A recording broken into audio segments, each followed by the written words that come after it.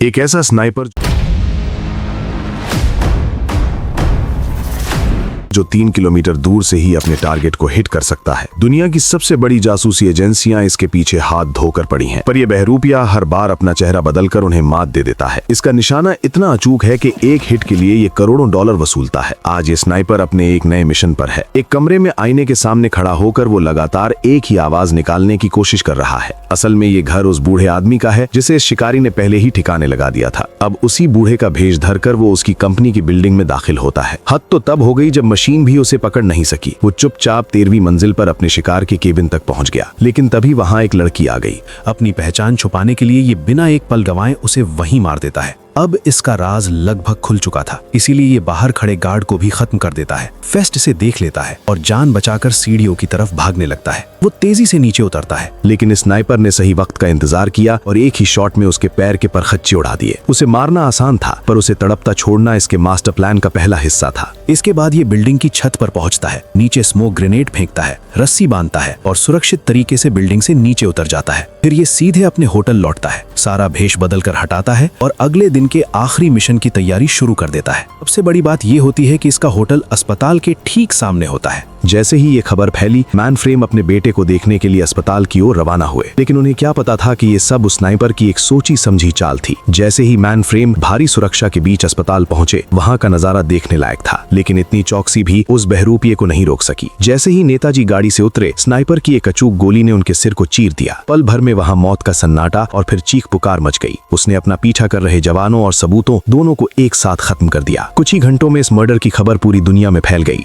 MI6 की top agent Bianca भी ये सुनकर दंग रह गई कि कोई इतनी दूर से सटीक निशाना कैसे लगा सकता है। अब तक का वर्ल्ड रिकॉर्ड 3540 मीटर का था, पर स्नाइपर ने तो नामुमकिन को मुमकिन कर दिखाया था। दूसरी तरफ हमारा स्नाइपर म्यूनिख से निकलकर नर्नबर्ग पहुंच चुका था। पकड़े जाने के डर से बचने के लिए उसने वहां से एक कीमती पुरानी चीज खरीदी, ताकि वो पुलिस को जर्मनी आने का एक ठोस बहाना दे सके। हर नाके पर चेकिंग चल रही थी। पुलिस ने उसका पासपोर्ट और सूटकेस सब खंगाला, लेकिन इस शातिर शिकारी ने अपने एंटीक बिजनेस के बहाने सब कुछ चकमा दिया और बड़ी आसानी से बॉर्डर पार कर गया। इधर जर्मन खुफिया एजेंसी पागलों की तरह सुराग ढूंढ रही थी। उन्होंने मदद के लिए MI6 से संपर्क किया, लेकिन हाथ कुछ नहीं लगा। फोरेंसिक टीम भी हैरान थी, क्योंकि उन्हें वो गन ही नहीं मिली जिससे फायर हुआ था। जानकारों का कहना था कि एक स्नाइपर राइफल का बैरल कम से कम 737 मिलीमीटर का होता है, जो किसी भी बैग में फिट नहीं हो सकता। तो क्या इस स्नाइपर के पास कोई ऐसी गन थी जिसके 2 टुकड़े हो सकते थे? अगर बैरल को 2 हिस्सों में बनाया जाए तो निशाना चूकने का खतरा होता है। ऐसी गन बनाना किसी साधारण इंसान के बस की बात नहीं थी। वो शख्स जरूर एक जीनियस होगा। बियांका के पास एक पुरानी फाइल थी नॉर्मन स्टॉक नाम के एक गन मेकर की। यही वो आदमी था जो सालों से ऐसी सीक्रेट गन्स बनाने के एक्सपेरिमेंट्स कर रहा था, जिन्हें कोई पकड़ ना सके। बियांका को शक था कि इस स्नाइपर की अनोखी राइफल उसी ने बनाई है। बियांका को इस केस की लीड मिल गई और वो निकल पड़ी इस खूनी गुत्थी को सुलझाने। दूसरी तरफ हमारा स्नाइपर अब पेरिस की गलियों में घूम रहा था। डार्क वेब के जरिए उसे दुनिया भर से सुपारी के ऑफर्स मिलते थे। इस बार उसे एक कैफे में $10 मिलियन का ऑफर मिला, लेकिन काम बढ़ा था। अगले दिन वो एक रहस्यमयी महिला से मिला जो ऑडिसी कंपनी के मालिक और अरबपति टेक इन्वेंटर ओलेग चार्ल्स को मरवाना चाहती थी।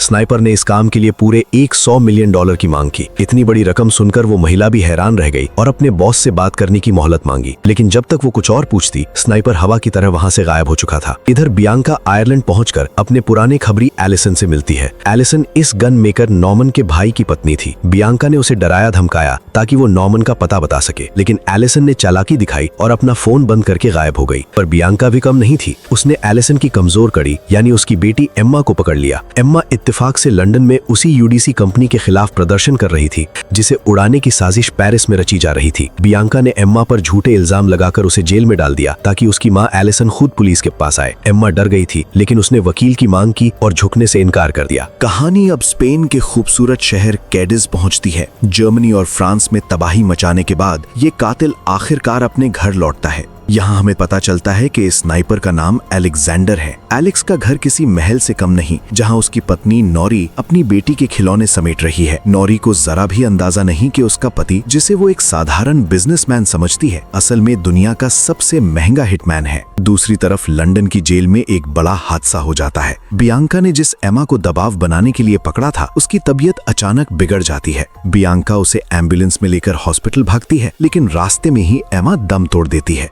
बियांका को गहरा सदमा लगता है क्योंकि उसे पता ही नहीं था कि एमा दिल की मरीज थी। इधर एलेक्स के प्रोफेशनल काम में भी खलबली मची हुई है। जर्मनी वाले मिशन के पैसे मांगने पर क्लाइंट ने पैसे देने के बजाय उसे गाली दे दी। एलेक्स जैसा सनकी आदमी ये बर्दाश्त नहीं कर सकता था। हालांकि तभी उसे चार्ल्स को मारने की डील पर 3.7 मिलियन यूरो एडवांस मिल चुके थे। अब सवाल ये था कि आखिर चार्ल्स को सब मारना क्यों चाहते थे। असल में वो रिवर नाम का एक ऐसा ऐप लॉन्च करने वाला था जो प्राइवेसी की धज्जियां उड़ा देता। इस ऐप से आप किसी के भी बैंक अकाउंट में झांक सकते थे, किसके पास कितना पैसा है और कहां से आ रहा है, सब कुछ पब्लिक हो जाता। इसी रिवर ऐप ने पूरी दुनिया के अमीरों की नींद उड़ा दी थी और इसीलिए एलेक्स को उसे खत्म करने का कॉन्ट्रैक्ट दिया गया था। अगली सुबह बियांका के पास स्पैरो का फोन आता है। असल में यही एलिसन थी जिसे बियांका ने ये कोड नेम दिया था। एलिसन अपनी बेटी एमा की गिरफ्तारी से बुरी तरह घबरा चुकी थी। उसे पूरा शक था कि ये सब बियांका की चाल है। बियांका ने बड़ी चालाकी से झूठ बोला कि उसका इसमें कोई हाथ नहीं है। उसने एक शर्त रखी, अगर आज रात तक मुझे नॉर्मन का नंबर मिल गया तो मैं एमा को रिहा करवा दूंगी। बियांका जानती थी कि एमा अब इस दुनिया में नहीं है, लेकिन वो इस सच को एक मोहरे की तरह इस्तेमाल कर रही थी। दूसरी तरफ स्पेन में एलेक्स की बेटी का जन्मदिन मनाया जा रहा था। पूरा परिवार इकट्ठा था, लेकिन एलेक्स का दिमाग कहीं और ही था। तभी उसके लैपटॉप पर एक नोटिफिकेशन आता है। क्लाइंट ने फिर से 3.7 मिलियन यूरो की पेमेंट की थी, यानी ओलेग चार्ल्स को मारने की डील अब बड़े लेवल पर पहुंच चुकी थी। एलेक्स को लगा कि अगर ये मिशन कामयाब हो गया तो वो ये खूनी धंधा हमेशा के लिए छोड़ देगा। बेटी के जन्मदिन की पार्टी बीच में छोड़कर वो निकलने लगा। घर वाले हैरान थे कि आखिर ऐसा कौन सा काम है जो परिवार से बढ़कर है, पर एलेक्स की पत्नी नॉरी उसे हमेशा की तरह सपोर्ट कर रही थी। नॉरी उसे एयरपोर्ट छोड़ने गई और एलेक्स उसकी नजरों के सामने अंदर चला गया। लेकिन कहानी में ट्विस्ट तब आया जब एलेक्स एयरपोर्ट के दूसरे रास्ते से बाहर निकल आया, क्योंकि उसे अपने लॉकर से दूसरे पासपोर्ट्स निकालने थे। इत्तेफाक देखिए, नॉरी पास ही एक दुकान पर फूल खरीदने रुकी थी और उसने एलेक्स को एक टैक्सी में जाते देख लिया। नॉरी के पैरों तले जमीन खिसक गई। एलेक्स ने उसे झूठ बोला था और उसका फोन भी बंद था। शक की चिंगारी भड़क उठी, कहीं एलेक्स का किसी और औरत के साथ चक्कर तो नहीं। जब ये बात नॉरी के परिवार तक पहुंची तो घर में मानो भूचाल आ गया। इधर एमा के पिता लैरी भी अपनी बेटी की गिरफ्तारी से बहुत परेशान थे। एलिसन ने बड़ी चालाकी से लैरी को उकसाया कि वो अपने भाई नॉर्मन यानी उसी रहस्यमयी गन मेकर से मदद मांगे। लैरी ने कई बार नॉर्मन को फोन किया पर कोई जवाब नहीं आया। एलिसन को बस उसी नंबर का इंतजार था। शाम को वो लैरी को बातों में फंसाकर एक बार में ले गई और मौका मिलते ही उसके फोन से नॉर्मन का नंबर चुरा लिया। बियांका अपनी फैमिली के साथ डिनर कर रही थी, तभी उसे एलिसन का मैसेज मिला जिसमें नॉर्मन का नंबर था। बियांका ने एक पल की भी देरी नहीं की। अपनी बेटी और डिनर को बीच में छोड़कर वो सीधा उस नंबर को ट्रेस करने निकल पड़ी। इधर एलेक्स और उस अनजान महिला की मुलाकात पेरिस के एक गार्डन में रात 10 बजे हुई। एलेक्स ने अपनी पहचान छुपाने के लिए सख्त हिदायत दी कि वो उसके चेहरे की तरफ न देखें। महिला ने बताया कि उसके बॉस डील के लिए तैयार हैं, लेकिन एक शर्त है, काम 28 तारीख से पहले होना चाहिए। असल में 28 तारीख को चार्ल्स अपना रिवर प्रोजेक्ट लॉन्च करने वाला था और उससे पहले ही उसका खेल खत्म करना जरूरी था। एलेक्स वैसे तो जल्दबाजी में काम नहीं करता, लेकिन करीब 800 करोड़ रुपए की रकम इतनी बड़ी थी कि वो मना नहीं कर सका। डील तय हुई, 20 मिलियन एडवांस और 80 मिलियन काम होने के बाद। इस मिशन के लिए टारगेट का कोड नेम रोडिन और एलेक्स का नाम जैकल रखा गया। जैकल अपने खून से सने पैसों को लीगल तरीके से ठिकाने लगाने में भी उस्ताद था, इसलिए उसे पैसों की कभी कमी नहीं होती थी। इधर बियांका अपनी टीम के साथ बेलारूस पहुंच चुकी थी, क्योंकि नॉर्मन की लोकेशन वहीं के जंगलों में मिल रही थी। बियांका और उसके 3 जानबाज साथी हेडक्वार्टर से मिल रहे सिग्नल के आधार पर एक पुराने घर की तरफ बढ़ रहे थे, लेकिन उन्हें नहीं पता था कि ये एक जाल है। जैसे ही उन्होंने घर में कदम रखा, एक जोरदार धमाका हुआ और उनका एक साथी वहीं ढेर हो गया। इससे पहले कि कोई संभल पाता, नॉर्मन ने दूसरे ऑफिसर को भी गोलियों से छलनी कर दिया। अब सिर्फ बियांका बची थी। साफ था कि नॉर्मन को उनके आने की खबर पहले ही मिल चुकी थी। डिपार्टमेंट में कोई गद्दार था जो उसे पल पल की जानकारी दे रहा था। बियांका ने नॉर्मन का पीछा किया। दोनों तरफ से गोलियां चली, लेकिन अंधेरे का फायदा उठाकर नॉर्मन भाग निकला। हड़बड़ी में वो अपना एक सूटकेस वहीं छोड़ गया, जो अब बियांका के कब्जे में था। अगली सुबह एलिसन और लैरी की दुनिया ही उजड़ गई। उन्हें खबर मिली कि उनकी बेटी एमा अब इस दुनिया में नहीं रही। वो बदहवास होकर लंदन की तरफ भागे। उन्हें यकीन ही नहीं हो रहा था कि जिस बेटी को बचाने के लिए उन्होंने अपना सब कुछ दांव पर लगा दिया, वो उन्हें हमेशा के लिए छोड़कर जा चुकी है। इधर लंदन में जब उस सूटकेस की जांच हुई तो सबके होश उड़ गए। वो कोई मामूली सूटकेस नहीं, बल्कि एक चलता फिरता स्नाइपर राइफल था। बियांका उसे एयरपोर्ट से लेकर MI6 के हेडक्वार्टर्स तक ले गई, लेकिन किसी भी स्कैनर ने उसे पकड़ नहीं पाया। ये नॉर्मन की कारीगरी का एक जीता जागता सबूत था। बियांका समझ गई कि अगर जैकल तक पहुंचना है तो इस शातिर गन मेकर को पकड़ना ही होगा। इधर जैकल अब अपने पुराने पैसे वसूल करने के मूड में था। वो मेन फ्रेम फेस्ट के एक करीबी सहायक के पास गया। बातों बातों में उसने सरदर्द का नाटक किया और जैसे ही वो महिला उसके लिए दवा लेने बाहर गई, जैकल ने पलक झपकते ही उनके कंप्यूटर में एक खतरनाक वायरस डाल दिया। उस वायरस की मदद से उसने पूरा सिस्टम हैक कर लिया और उसे वो जानकारी मिल गई जिसकी उसे तलाश थी, एलिस के ड्राइवर का पूरा बायोडेटा। आज का दिन बहुत बड़ा था क्योंकि मरे गए नेता की मेन फ्रेम फेस्ट में श्रद्धांजलि सभा थी। पूरा परिवार और सिक्योरिटी ब्रिगेड वहां मौजूद थे। जैकल ने बड़ी खामोशी से असली ड्राइवर को रास्ते से हटा दिया और खुद ड्राइवर बनकर एलिस की गाड़ी की स्टीयरिंग पर बैठ गया। एलिस को लगा कि वो सिक्योरिटी के घेरे में है, लेकिन उसे क्या पता था कि मौत उसके बिल्कुल सामने वाली सीट पर बैठी है। जैसे ही गाड़ियों का काफिला निकला, जैकल ने मौका पाकर अचानक गाड़ी को रास्ते से अलग मोड़ दिया। पीछे चल रहे सिक्योरिटी गार्ड्स हैरान रह गए और उसका पीछा करने लगे। गाड़ी के अंदर एलिस चीखने लगा, कौन हो तुम?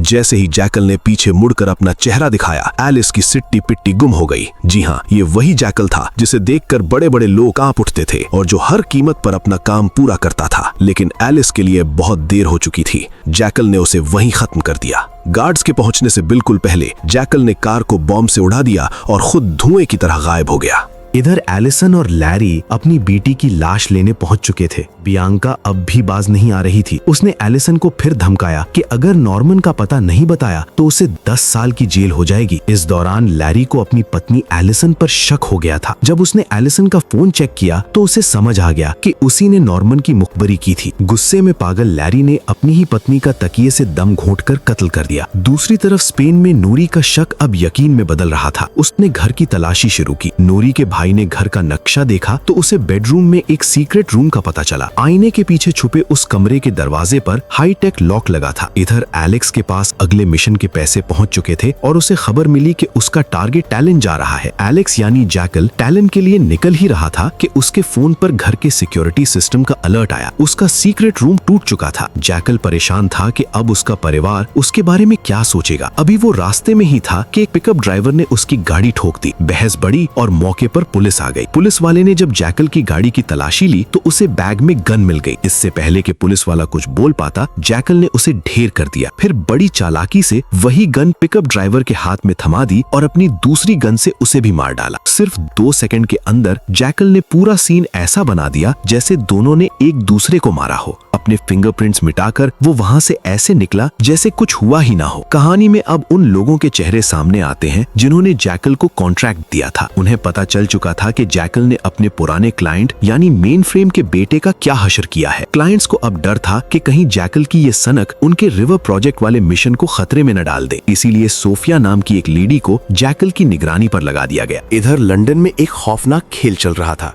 बियांका को लग रहा था कि वो एलिसन से बात कर रही है, लेकिन असल में एलिसन के फोन से उसका पति लैरी मैसेज कर रहा था। लैरी अपनी पत्नी और बेटी की मौत का बदला लेने के लिए अंधा हो चुका था। जैसे ही बियांका मिलने पहुंची, लैरी ने उस पर चाकू से जानलेवा हमला कर दिया। बियांका किसी तरह अपनी जान बचाकर भागी और पुलिस बैकअप बुलाया। लैरी को चारों तरफ से घेर लिया गया, लेकिन वो शातिर निकला और नहर में चलती एक बोट पर कूदकर भाग निकला। जब पुलिस एलिसन के होटल पहुंची तो वहां उसकी लाश मिली। बियांका के हाथ से नॉर्मन तक पहुंचने वाली आखिरी कड़ी भी टूट चुकी थी। अब पहली बार हम उस शख्स से मिलते हैं जिसे पूरी दुनिया खत्म करना चाहती है, ओलेग चार्ल्स। वो अपने प्राइवेट आइलैंड पर ऐश कर रहा था। इस अरबपति को उसकी सिक्योरिटी हेड ने आगाह किया कि टालिन के कॉन्सर्ट में उसकी जान को खतरा है, लेकिन ओलेग अपनी बात का पक्का था। उसने पीछे हटने से मना कर दिया। वहीं दूसरी तरफ जैकल टालिन के उसी थिएटर में पहुंच चुका था। वो एक शिकानी की तरह हर कोने और एंगल को नाप रहा था, जहां से वो ओलेग को मौत की नींद सुला सके। उसकी सबसे बड़ी ताकत उसकी पहचान थी कि कोई उसे पहचान ही नहीं सकता था। जैकल का संतुलन बिगड़ गया और वो नीचे गिरने ही वाला था कि उसने एक केबल पकड़ ली। उसके वजन से केबल टूटने लगी और उसका मोबाइल भी नीचे गिर गया।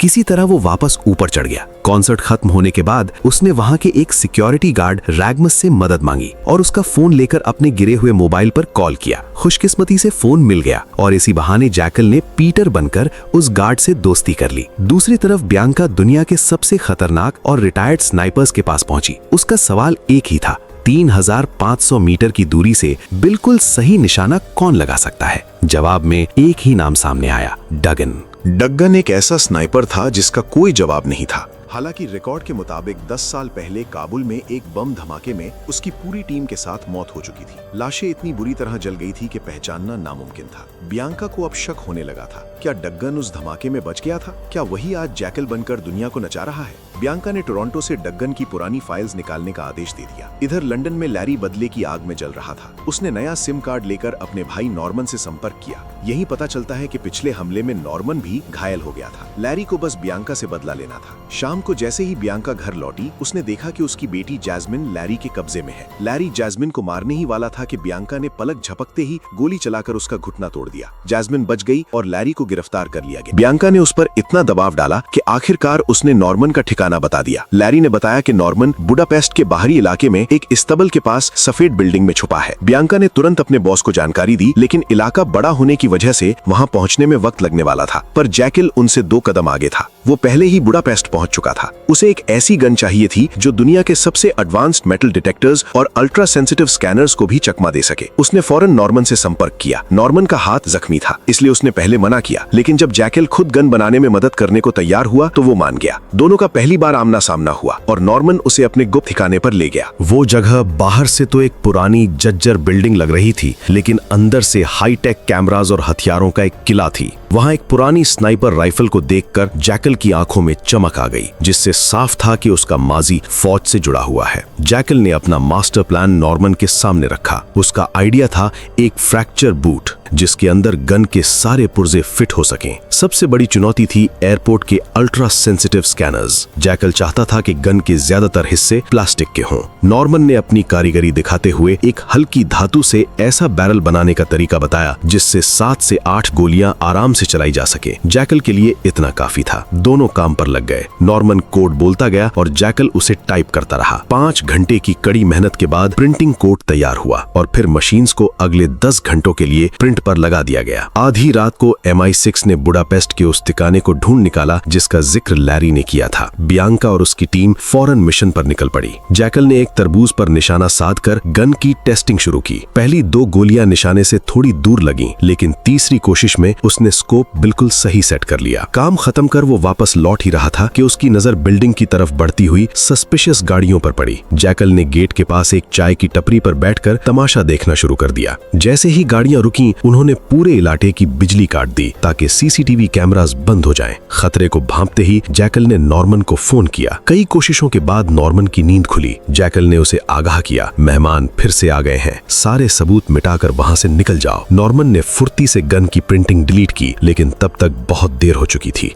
MI6 के एजेंट्स अंदर दाखिल हो चुके थे। नॉर्मन ने उन पर फायरिंग शुरू की, लेकिन जवाबी हमले में वो चारों तरफ से घेर लिया गया और नॉर्मन पकड़ा गया। बियांका ने जब उससे नेता मेन फ्रेम फेस्ट की हत्या और उस गन के बारे में पूछा तो नॉर्मन ने चुप्पी साध ली। तलाशी के दौरान बियांका को वहां किसी दूसरे शख्स का भी सामान मिला। बियांका समझ गई कि वो शूटर जैकल भी यहीं था और ये सामान उसी का है। वो वहीं जाल बिछाकर जैकल के आने का इंतजार करने लगे। बियांका ने नॉर्मन को ताना मारते हुए ये भी बता दिया कि उसे पकड़वाने वाला कोई और नहीं बल्कि उसका अपना भाई लैरी है। जैसे ही नॉर्मन गुस्से में खड़ा हुआ, एक सनसनाती हुई गोली ने उसका काम तमाम कर दिया। बियांका और उसकी टीम के होश उड़ गए। उन्हें समझ आ गया कि जैकल आसपास ही है और उसने नॉर्मन को इसीलिए खामोश कर दिया ताकि वो उसका राज न उगल सके। तभी एक जवान की नजर जैकल पर पड़ी। जैकल ने बिना वक्त गवाए इस्तबल से एक घोड़ा लिया और हवा की रफ्तार से भाग निकला। MI6 की गाड़ियां उसका पीछा कर रही थी और लगातार गोलियों की बौछार हो रही थी। किस्मत देखिए, भागते वक्त जैकल एक पेड़ की टहनी से टकराकर घोड़े से नीचे गिर पड़ा। अब मुकाबला घने जंगल के अंधेरे में था। जैकल ने वहीं से मोर्चा संभाला और उसकी एक गोली सीधे एक एजेंट की बुलेट प्रूफ जैकेट पर जा लगी। बियांका पागलों की तरह उसे ढूंढ रही थी, लेकिन जैकल अंधेरे का फायदा उठाकर एक तालाब में कूद गया। बियांका ने गुस्से में तालाब के पानी पर पूरी मैगजीन खाली कर दी, लेकिन जैकल तो जैसे पानी में ही घुल गया। थका हारा जैकल वहां से कुछ दूर एक पुराने वेयरहाउस में पहुंचा जहां जानवरों का चारा रखा था। शरीर साथ नहीं दे रहा था, इसलिए वो वहीं गहरी नींद में सो गया। लेकिन तभी उस प्रॉपर्टी के मालिक मॉर्गन की नजर उस पर पड़ी। मॉर्गन ने जैकल को चोर समझकर उसी वेयरहाउस में कैद कर लिया। दुनिया का सबसे बड़ा स्नाइपर अब एक साधारण वेयरहाउस में किसी कैदी की तरह बंद था। सुबह होते ही मॉर्गन उस वेयरहाउस में पहुंचा और जैकल को धमकाने लगा कि अगली बार दिखना मत। वो उसे भगा ही देता, लेकिन तभी उसकी नजर जैकल की बेशकीमती राइफल पर पड़ गई। उसका मन बदल गया। जैकल ने उसे मुंह मांगी रकम देने की पेशकश की, लेकिन मॉर्गन समझ चुका था कि उसके हाथ कोई बड़ा शिकार लगा है। उसने तुरंत अपने भाइयों को बुला लिया। उसके भाई पुलिस की नाकाबंदी को चीरते हुए उसकी तरफ निकल पड़े। इधर मॉर्गन अब मजा ले रहा था और जैकल के साथ बदतमीजी कर रहा था, लेकिन मौका मिलते ही जैकल ने मॉर्गन को ढेर कर दिया। वो अपना सामान और मॉर्गन की गाड़ी लेकर भागने ही वाला था कि उसके भाई वहां आ गए। मॉर्गन के भाइयों ने उसकी लाश देखी और जैकल पर गोलियों की बौछार कर दी। जैकल ने एक को वहीं मार गिराया और दूसरे लड़के को बंदी बना लिया ताकि वो उसे शहर से बाहर निकलने का महफूज रास्ता दिखा सके। शहर के करीब पहुंचकर जैकल उसे भी मारने वाला था, लेकिन तभी उसने उस लड़के का मोबाइल छीन लिया। मोबाइल की स्क्रीन पर उसके फैमिली फोटोज देखते ही जैकल का पत्थर जैसा दिल पिघल गया। उसने उसी फोन से अपनी पत्नी नौरी को कॉल लगाया। जैकल ने नौरी से अपने हर झूठ के लिए माफी मांगी। उसने बताया कि वो फिलहाल बुडापेस्ट में है और उसे बेडरूम के उस सीक्रेट कमरे से भेस बदलने का सामान चाहिए। नौरी खामोश थी क्योंकि वो अब तक उसका सारा सच देख चुकी थी। फोन काटने के बाद जैकल ने उस लड़के को जिंदा छोड़ दिया।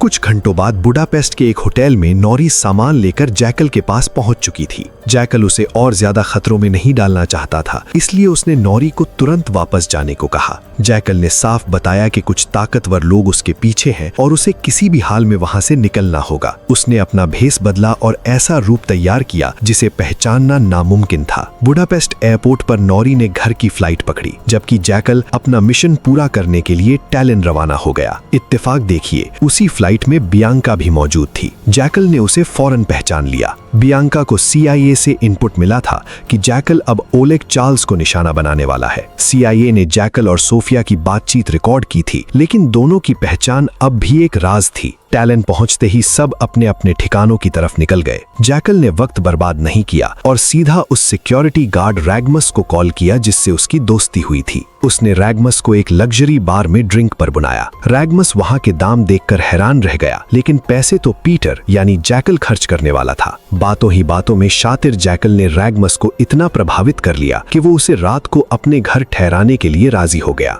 अगली सुबह जैकल की सोफिया से आखिरी मुलाकात हुई। जैकल ने साफ लहजे में अपनी फीस याद दिलाई। काम होने के बाद मेरा पैसा वक्त पर मिल जाना चाहिए। एक तरफ जैकल करोड़ों की डील कर रहा था, तो दूसरी तरफ स्पेन में उसका साला नौरी के घर से मोटी रकम चुराकर भाग निकला। नौरी को अंदाजा भी नहीं था कि उसका अपना भाई ही उसे लूट रहा है। इधर टैलेंट में जैकल ने रैगमस को फुसलाना शुरू किया। उसने खुद को एक आर्किटेक्चरल इंजीनियर बताया और कहा कि वो थिएटर की बनावट पर स्टडी करना चाहता है। रैगमस मान गया, लेकिन उसने चेतावनी दी कि जो करना है आज ही करना होगा, क्योंकि अगले दिन से थिएटर में लॉकडाउन लगने वाला है। ओलेग चार्ल्स की आने की वजह से सिक्योरिटी इतनी कड़ी होने वाली थी कि परिंदा भी पर नहीं मार पाएगा।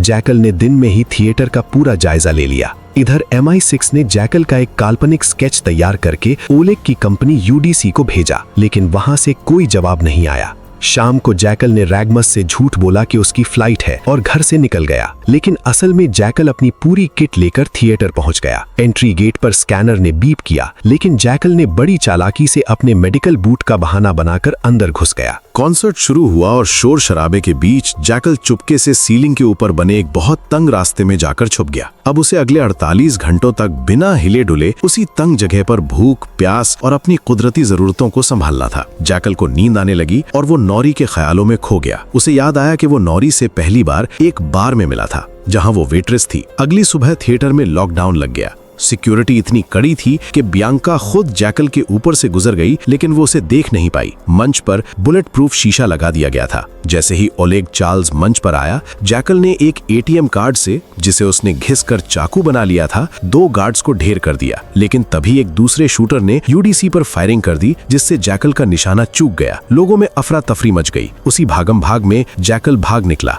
पहचान छुपाने के लिए उसने अपने दोस्त रागमुस को भी मार डाला। यहीं से कहानी 10 साल पीछे अफगानिस्तान पहुंचती है, जहां हमें पता चला कि जैकल असल में ब्रिटिश आर्मी का टॉप स्नाइपर अलेक्जेंडर डुगन था। डुगन और उसका साथी गैरी एक बेहतरीन टीम थे। अभी के वक्त में MI6 के हाथ जैकल के यूरिन सैंपल और DNA लग चुके हैं। इधर जैकल के नाकाम होने से उसका बॉस वैन ग्रुप गुस्से में है। MI6 को डुगन की वो फाइल भी मिल गई है जो आर्मी ने टॉप सीक्रेट रखी थी। माजी में डुगन और गैरी ने पैसों के लालच में आर्मी के बाहर एक हत्या की सुपारी ली थी। फिर एक मिशन के दौरान जहां उन्हें एक आतंकवादी सरगना नजीब खान को जिंदा पकड़ना था, वहाँ भारी खून खराबा हुआ और कई मासूम मारे गए। इस घटना ने डुगन को अंदर तक झंझोड़ दिया और उसे डरावने सपने आने लगे। फाइल के मुताबिक 23 अप्रैल 2013 को अफगानिस्तान में डुगन की पूरी यूनिट एक धमाके में मारी गई थी, लेकिन हकीकत कुछ और ही थी। डुगन ने खुद अपनी पूरी यूनिट को बॉम्ब से उड़ा दिया था ताकि दुनिया की नजरों में वो मर जाए और गैरी के साथ भाग निकले। अब जैकल बनकर वो दुनिया का सबसे बड़ा शिकारी बन चुका था। अभी के वक्त में यूडीसी को मारने के लिए जैकल के पास सिर्फ 48 घंटे थे। यूडीसी का किला किसी मजबूत किले जैसा था, जहां ड्रोन्स और हाईटेक सेंसर्स का सख्त पहरा था। इधर बियांका हार मानने को तैयार नहीं थी, लेकिन उसकी बॉस इजाबेल ने केस बंद कर दिया। बियांका ने नौकरी छोड़ दी और अपनी मर्जी से जैकल को ढूंढने निकल पड़ी। वहीं जैकल स्पेन पहुंचकर अपनी पत्नी नूरी को अपनी असलियत बताता है। मेरा नाम अलेक्जेंडर डुगन है।